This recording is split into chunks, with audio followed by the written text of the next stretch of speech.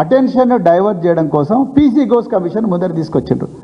మీరు పీసీ ఘోష్ కమిషన్కి ఇచ్చిన టర్మ్స్ ఆఫ్ రెఫరెన్స్ ఏంటండి? ఇక్కడ కాళేశ్వరంలో అవినీతి జరిగిందా, డిజైన్ మార్చడంలో ఏమైనా అవినీతి జరిగిందా, ఈ నిర్ణయాలు ఎవరు తీసుకున్నారు, ఈ నిర్ణయాలు క్యాబినెట్లో చర్చించినా లేదా, అసలు జరగాల్సిందేంది? ఇంత ప్రతిష్టాత్మకమైన ప్రాజెక్టు, ప్రపంచంలోనే పెద్ద పేరున్న ప్రాజెక్టు, ఒక్కటే ఒక పిల్లర్ ఎందుకు కూలిపోయింది? ఇంజనీరు ఆ రోజు కంప్లైంట్ ఇచ్చినప్పుడు పేలుళ్ళు భారీగా వినిపించినాయి అని అన్నప్పుడు ఈ పేలుళ్ళ యాంగిల్ మీద ఎందుకు ఇన్వెస్టిగేట్ చేయలేదు, దీని మీద ఒక సిట్ వేయండి అని చెప్పి ముఖ్యమంత్రి అనాల్సి ఉండే కదా. ఆ విధంగా అనకుండా దాన్ని పక్కకు పెట్టి ఈ రోజు వరకు కూడా నేను పోలీస్ అధికారులతో కూడా మాట్లాడినా, ఇప్పటి వరకు కూడా crime number 174/2023 of Mahadevpur police station ఇప్పటి వరకు కూడా ఒక్క పేపర్ మాత్రమే ఉన్నది. ఇంజనీర్ల స్టేట్మెంట్ రికార్డ్ చేయలేదు, అక్కడ చుట్టుపక్కల వాళ్ళ స్టేట్మెంట్ రికార్డ్ చేయలేదు, అక్కడ ఎర్త్ శాంపుల్స్ తీసుకోలేదు, అక్కడ పిల్లర్స్ శాంపుల్స్ తీసుకోలేదు, క్రాక్స్ వచ్చిన చోట ఎక్స్ప్లోజివ్స్ ఏమైనా ఉన్నాయా, జిలటిన్ ఏమైనా రెమినెంట్స్ ఉన్నాయా, ఎక్స్ప్లోజివ్ డిటనేటర్స్ ఏమైనా రెమినెంట్స్ ఉన్నాయా అన్న విషయంలో ఎక్కడ జరగలేదు. పోనీ వాళ్ళు 10 మంది ఎక్స్పర్ట్ని పిలిపించి ఒక పిల్లర్లో ఎందుకు పైనుంచి కింది దాకా ఇట్లా క్రాక్ వస్తుందా అనే దాని మీద కూడా ఎక్కడ కూడా పోలీసు వాళ్ళు ఏమీ చేయలేదు, అట్లా పేపర్ పెట్టి కూర్చున్నారు అంతే. అది ఇప్పటికి కూడా అండర్ ఇన్వెస్టిగేషనే. ల్యాక్ ఆఫ్ ఎవిడెన్స్ అని క్లోజ్ చేయలేదు, మిస్టేక్ ఆఫ్ ఫ్యాక్ట్ అని క్లోజ్ చేయలేదు, కేవలం అండర్ ఎవిడెన్స్ అండర్ ఇన్వెస్టిగేషన్ అని పెట్టుకున్నారు. అంటే ఆ యాంగిల్లో ఎవ్వరు కూడా చూడడానికి సిద్ధంగా లేరు. మేము ఇప్పటికైనా ప్రభుత్వాన్ని డిమాండ్ చేస్తున్నాం, దీని వెనక ఒక భారీ కుట్ర ఉన్నది. ఇది కాళేశ్వరం డ్యామ్ను పేల్చేసే కుట్ర జరిగింది. మాకు బలంగా అనుమానం ఉంది, తెలంగాణ ప్రజలందరికీ అనుమానం ఉంది, వాళ్ళు చెప్పలేకపోతున్నారు. మాకు బలంగా అనుమానం ఉన్నది, దీని వెనక కాంగ్రెసు బీజేపీలు ఉన్నాయి. వాళ్ళు కంట్రోల్డ్ ఎక్స్ప్లోజన్ టెక్నిక్ ఎవరి ద్వారా ఎవరి సహాయం తీసుకుని, ఎట్లయితే ఉక్రెయిన్ రష్యా మధ్యలో జరిగిన యుద్ధంలో గోకా నిప్రో రివర్ మీద జరిగిన ఉన్న గోకా డ్యామ్ను ఏ విధంగా అయితే పేల్చేసే కుట్ర చేసినరో ఆ విధమైన కుట్ర కాళేశ్వరం డ్యామ్ మీద జరిగింది. లేకపోతే తియస్తా రివర్లో మొత్తం డ్యామ్ అంతా కొట్టుకొని పోయినా అక్కడ అడుగుపెట్టని నేషనల్ డ్యామ్ సేఫ్టీ అథారిటీ ఒక్క రోజులోనే వెంటనే పెద్ద కమిటీ వేసి ఆ కమిటీని ఇక్కడికి తీసుకొచ్చి కేసీఆర్ గారి ప్రభుత్వాన్ని బదనాం చేసిండ్రు. దీని వెనక ఏదో కేర్ఫుల్గా ఒక స్క్రిప్ట్ రాసి ఆడిన డ్రామా లాగానే ఉన్నది తప్ప ఇది వాస్తవం, ఇది పక్కా ఏదో కుట్ర జరిగిందని మేము అంటున్నాం. అదేవిధంగా నిన్న పోలవరంలో కాఫర్ డ్యామ్ కూలిపోయింది, కుంగిపోయింది. ఇది ఈనాడు పత్రికలో ఎక్కడో లోపలి పేజీల్లో వచ్చింది. అదే 2023 అక్టోబర్ 22 నాడు ఇదే ఈనాడు దినపత్రికలో మొదటి పేజీలో వచ్చింది మేడిగడ్డ బ్యారేజ్. మరి రెండు కుంగిపోయినాయి, ఇది స్వల్పంగా కుంగిపోయిందంట, ఇదేమో కుంగిన మేడిగడ్డ వంతెన అని చెప్పి ఒక దాదాపుగా ఫ్రంట్ పేజీ లోపల పేజీలు న్యూస్ అట్టు. అంటే నేను ఎందుకు చెప్తున్నా ఇవంటే ఈ విధంగా చూడండి,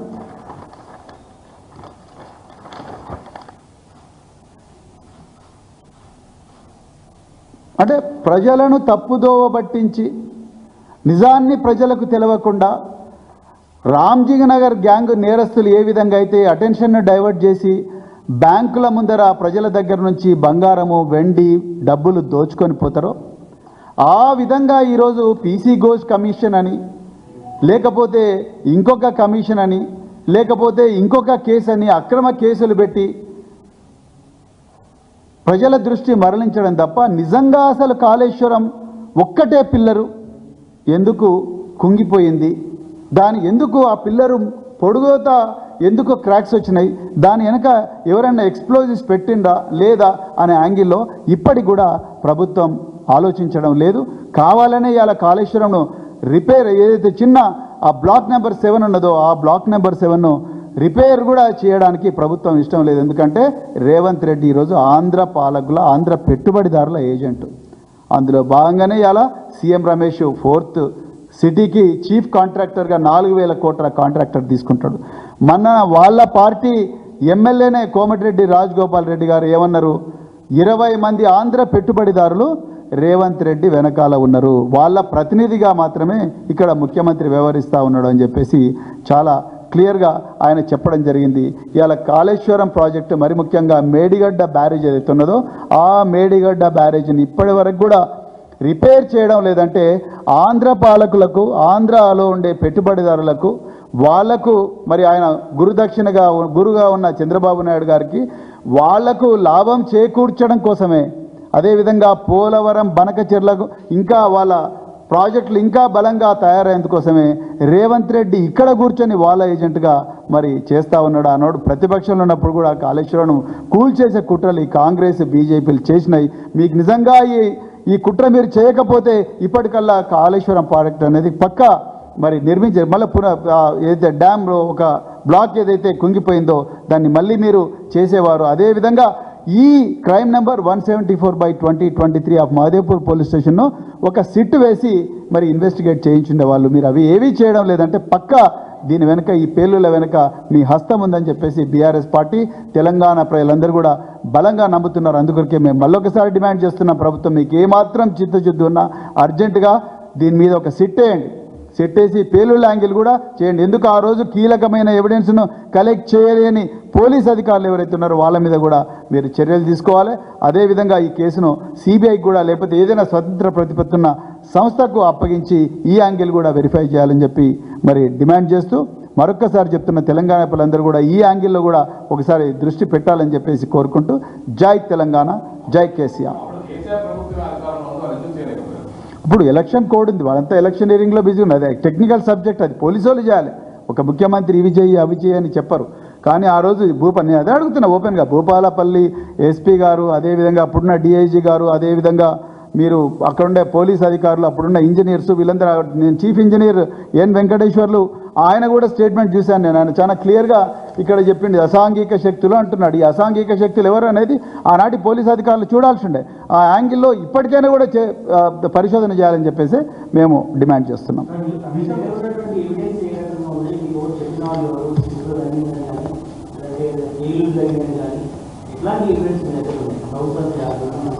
చాలా మంచి ప్రశ్న, ధన్యవాదాలు ఈ ప్రశ్న అడిగినందుకు. నేనేమంటున్నానంటే కంప్లైంట్ భారీ శబ్దాలు వినిపించినాయి, నాకు కొంతమంది అసాంఘిక శక్తులు ఈ పని చేసినట్టుగా అనుమానం ఉన్నది అని చెప్పి కంప్లైంట్ ఇచ్చాడు. ఆయన కంప్లైంట్ ఇచ్చినప్పుడు పోలీసు వాళ్ళకి ఇచ్చినప్పుడు పోలీసు వాళ్ళు కేసు రిజిస్టర్ చేసి వెంటనే సీన్కు పోయి ఆ ఎక్స్ప్లోజివ్ శాంపుల్స్ కానీ, లేకపోతే అక్కడ ఉన్న శాండ్ శాంపుల్స్ కానీ, లేకపోతే ఆ పిల్లర్స్ యొక్క శాంపుల్స్ కానీ ఎక్స్పర్ట్స్ని తీసుకొచ్చి ఈ విధంగా క్రాక్స్ ఎందుకు వస్తాయి అని చెప్పి అడగాల్సి ఉండే. డాగ్ స్క్వాడ్ కానీ, బాంబ్ డిస్పోజల్ స్క్వాడ్ కానీ, లేకపోతే క్లూస్ టీమ్ కానీ, ఇవన్నీ పోయి ఆ శాంపుల్స్ అన్ని తీసుకొని అవన్నీ కూడా ఎక్స్పర్ట్స్కి పంపించి ఆ విధంగా పరిశోధన చేయనుండే. ఆ కీలకమైన ఎవిడెన్స్ ఈరోజు కనిపించడం లేదు. అదేవిధంగా ఆ ప్రాంతంలో ఎవరెవరి మొబైల్ ఫోన్స్ పనిచేసినాయి, అప్పటి నుంచో దీని మీద పూర్తిగా మరి విషం కక్కుతున్న లీడర్స్ ఎవరైతే ఉన్నారో వాళ్ళ మొబైల్ ఫోన్స్కు, అక్కడ తిరిగిన వ్యక్తుల మొబైల్ ఫోన్స్కి ఏమైనా సంబంధం ఉందా, అందులో ఎవరైనా ఎక్స్ప్లోజివ్ ఎక్స్పర్ట్స్ ఉన్నారా అనేది ఒకసారి మొత్తం ఎక్స్పాండ్ చేస్తే ఇన్వెస్టిగేషన్ తెలుస్తుంది. సో ఆ బేస్ మీద అడుగుతున్నాను. అదేవిధంగా 2022లో 500 సంవత్సరాల్లోనే రాని వరదను, అంటే వచ్చిన వరదను, అంతకన్నా ఎక్కువగా వచ్చిన వరదను 29 లక్షల క్యూసెక్ను తట్టుకున్న మేడిగడ్డ బ్యారేజు కేవలం 20 లక్షల క్యూసెక్, 29 లక్షలు ఎక్కడ, 20 లక్షలు ఎక్కడ, 20 లక్షల కన్నా తక్కువగా ప్రవాహం ఉన్నప్పుడు ఎట్లా కుంగిపోతుంది? అది జూన్ నెలలో, జూలై నెలలో, ఆగస్టు నెలలో కానిది అక్టోబర్ నెలలో ఆల్మోస్ట్ మాన్సూన్ సీజన్ వెనక్కి పోతూ ఉంటుంది. అదేవిధంగా చలికాలం స్టార్ట్ అవుతుంది. ఆ టైంలో ఒక పిల్లర్ సడన్గా కూలిపోవడం అనేది పూర్తిగా అనుమానాలకు తావిస్తున్నది. అదేవిధంగా ఇది ఇంపాసిబుల్ కాదని నేను చెప్పడం లేదు. ఎందుకంటే రష్యా ఉక్రెయిన్ మధ్య జరుగుతున్న యుద్ధంలో కకోకా అనే డ్యామ్ను ఇదే జూన్ నెల 2023లో పేల్చేసిండ్రు. అదేవిధంగా నేషనల్ డ్యామ్ సేఫ్టీ అథారిటీ ఎప్పుడు లేనంత వేగంగా ఒక తెలంగాణకు మాత్రమే వచ్చిండ్రు. అదే టైంలో, అదే సంవత్సరంలో జూన్లో ఉత్తరాఖండ్లో బీజేపీ ప్రభుత్వం ఎక్కడైతే ఉందో అక్కడ కూలిపోయిన తీయస్తా డ్యామ్ దగ్గరికి పోలేదు. అంటే దీని వెనుక పక్కా ఏదో ప్రభుత్వాన్ని బద్నాం చేయాలనే కుట్ర ఉన్నది. అదేవిధంగా పిల్లర్లు ఎప్పుడు కూడా లాంగిట్యూడినల్ క్రాక్స్ ఒక్కటేసారి ఒక ఐరన్ ప్లస్ సిమెంట్ మొత్తం కూడా కంపాక్ట్ చేసిన ఒక పిల్లర్కి ఎప్పుడు కూడా క్రాక్స్ రావని చాలామంది ఇంజనీరింగ్ నిపుణులు మాతో చెప్పిండ్రు. Unfortunately national dam safety authority ఇప్పటికి కూడా కాళేశ్వరం డ్యాంలో మేడిగడ్డ బ్యారేజ్లో పిల్లర్ నెంబర్ 20లో ఆ క్రాక్ ఎందుకు వచ్చింది అనేది వాళ్ళ 650 పేజీల రిపోర్ట్లు ఎక్కడ లేదు. ఎందుకు యాంగిల్లో వెరిఫై చేయడం లేదు? అందుకొరకే మాకు బలమైన అనుమానం ఉంది. దీని వెనుక పేలుడు పేల్చి దీన్ని డ్యామ్ను కూలగొట్టాలనే కుట్ర బలంగా జరిగిందనేదే మేము చెప్తా ఉన్నాం. అది సిట్టేసి మీరు నిజాలు ప్రజలకు చెప్పాలని ఇంతవరకు ఎందుకు చెప్పట్లేదు మరి? అదే మా పాయింట్. పోలవరం ఇప్పుడు అక్కడ చంద్రబాబు నాయుడు, పవన్ కళ్యాణ్, బీజేపీ వాళ్ళు ముగ్గురు ఒకటే ప్రభుత్వంలో ఉన్నారు. పోలవరంలో ఇంత జరిగింది, మరి ఎందుకు ఎన్డీఏసీ పోతలేదు? ఎన్డీఏసీకి ఎందుకు లెటర్ రాస్తలేరు? ఇదే కిషన్ రెడ్డి లేకపోతే కేంద్ర మంత్రులు ఎవరు రారు? తెలంగాణ వచ్చే వరకు బరాబర్ తెలంగాణలో కేసీఆర్ గారిని బద్నాం చేయాలి. తెలంగాణ పిల్లలు ఎప్పుడు కూడా నోరెండుతూ అదేవిధంగా బిచ్చమెత్తుతూనే ఉండాలి, ఎప్పుడు కూడా వాళ్ళకు లొంగి ఉండాలనే కుట్రలో భాగంగానే ఇదంతా జరిగింది. అన్ఫార్చునేట్లీ ఇలా వాళ్ళ ఏజెంటే ఇక్కడ తెలంగాణలో ముఖ్యమంత్రి ఉండాలని చాలా క్లియర్గా అర్థమవుతున్నది. సో అందుకొరకే మేము మళ్ళొకసారి డిమాండ్ చేస్తున్నాం ప్రభుత్వాన్ని. Crime number 174/2023 of Mahadevpur police station, అది మామూలు ఎఫ్ఐఆర్ కాదు, తెలంగాణ ప్రజల మీద జరిగిన కుట్ర మీద వచ్చిన ఎఫ్ఐఆర్. ఆ ఎఫ్ఐఆర్ మీద పూర్తి స్థాయి ఇన్వెస్టిగేషన్ జరగాలని మేము మళ్ళీ ఒకసారి డిమాండ్ చేస్తున్నాం. తెలంగాణ ఒక్కటే పిల్లర్ గంగేది కాళేశ్వరం అన్ఫార్చునేట్, అదే నేను చెప్తున్నాను బ్రదర్. కాళేశ్వరంలో PC Ghosh commission terms of రెఫరెన్సే అంటే ఆ ఘోష్ కమిషన్ను ఎందుకు కూలింది, దీని వెనక ఎవరైనా కుట్రదారులు ఉన్నారా? మరి కుట్రదారులు ఉండి ఆ ఎఫ్ఐఆర్ మీద ఎందుకు ఇంతవరకు యాక్షన్ జరగలేదని కమిషన్ వేసి ఉంటే చాలా బాగుంటుండే. వచ్చుడే ఏమన్నారు, 8 లక్షల కోట్ల అప్పు అన్నారు. నిన్న పార్లమెంట్ చెప్పింది 3,50,000 కోట్లు అని చెప్పేసి 50,000 కోట్లు అని చెప్పింది.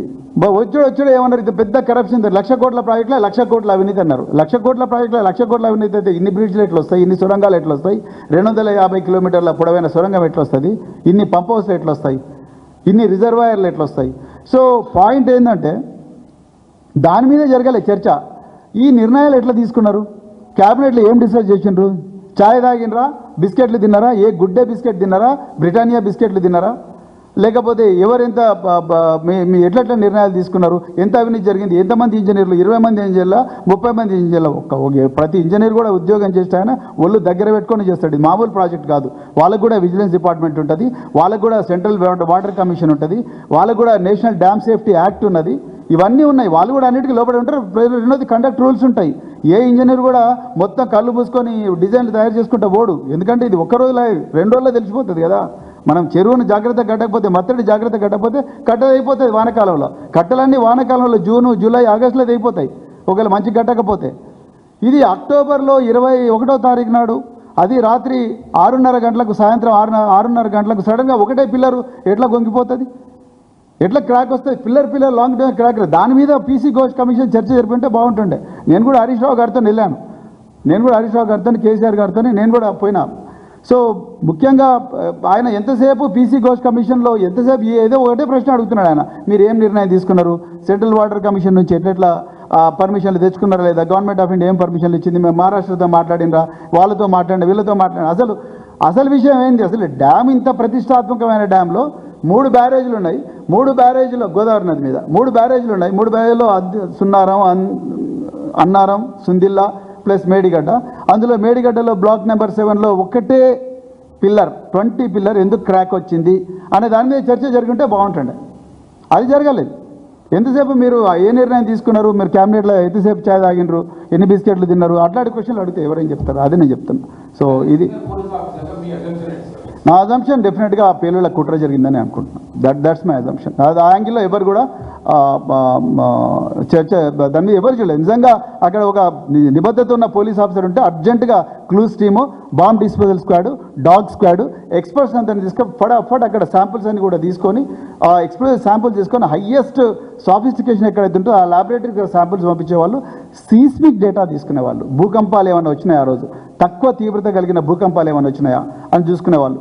మొత్తం కాల్ డీటెయిల్స్ అన్ని కూడా ఆ ఏరియా అంతా కూడా కాల్ డీటెయిల్స్ తీసుకొని డంప్ చేసేవాళ్ళు. అత్యంత ఆధునికమైన సాఫ్ట్వేర్స్ ఉన్నాయి.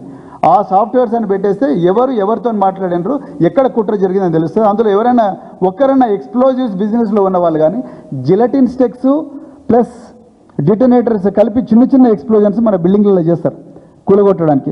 అలాంటి ప్రయత్నం ఏమైనా జరిగిందా అనేది కూడా మొత్తం ఎక్స్పర్ట్స్ చూసేవాళ్ళు, కానీ అదంతా ఎవరు చూడలేదు. అట్లనే ఉంది ఆ పేపర్. ఎఫ్ఐఆర్ 2 పేపర్లు ఏదైతుందో ఆయన అన్న పేలుళ్ల శబ్దం గురించి ఎవరు మాట్లాడతలేరు, దాని వెనుకున్న అసాంఘిక శక్తుల గురించి ఎవరు మాట్లాడతలేరు. నేను బలంగా బీఆర్ఎస్ పార్టీ నమ్ముతున్నది కాంగ్రెస్ బీజేపీలే అసాంఘిక శక్తులు, వాళ్ళే ఈ పేలుళ్ల కుట్ర చేసినని మేము అనుకుంటాం. Thank you very much. జై తెలంగాణ, జై కేసీఆర్. తప్పకుండా మేము అధికారులు